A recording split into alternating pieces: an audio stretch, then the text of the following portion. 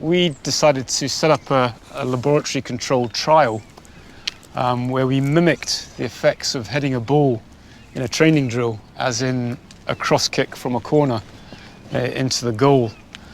But importantly, what we did, we put together psychology and physiology to look at the effects of this impact of the ball on their head. Yeah.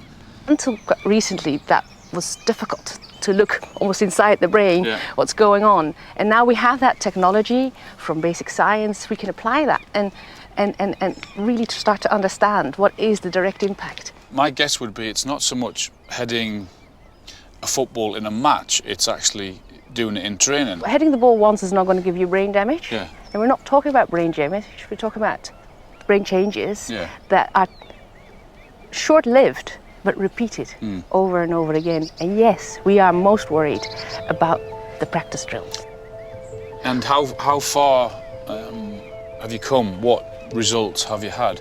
First time we tried it, it was very clear that there are immediate brain changes after hitting the ball. The research they've been doing has focused on modern players, but first we're going to examine the leather footballs of Jeff and Matt's era. A lot of the thought is that the older balls were heavier. Had to have been, mustn't they? But I'll be curious to find out what you think when you're heading the ball. Okay. Is that okay? Absolutely. Right. Okay, ready? Yeah.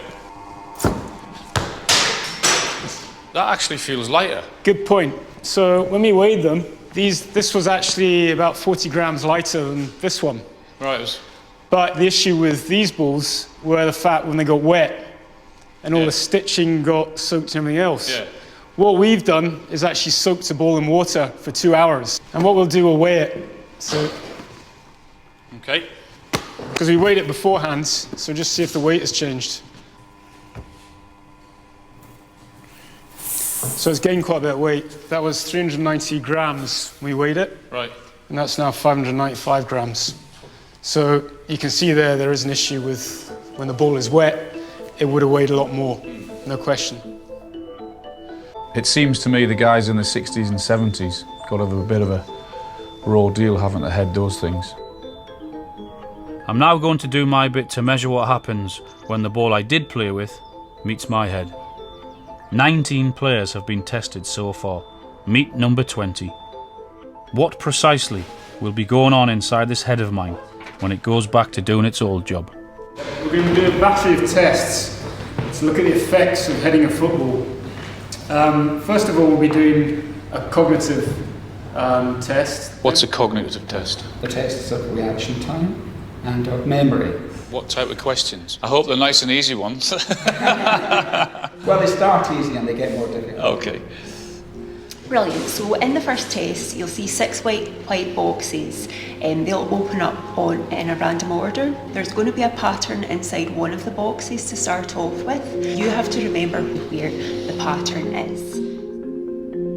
I'll be doing these tests before my headers and again afterwards, and we'll compare the results. Oh, did I get it wrong? You must have got one wrong. Oh. I feel like I'm back at school now. Yeah. Okay, so this time we're going to do the same thing, but there's going to be 3 patterns, so it does get progressive. Here's where it gets interesting.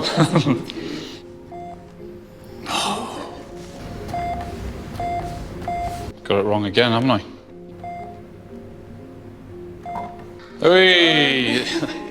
Okay, so we're on to the second test. So this one is a test of your spatial working memory. Excellent. The next stage we're going to be using this press pad. Okay.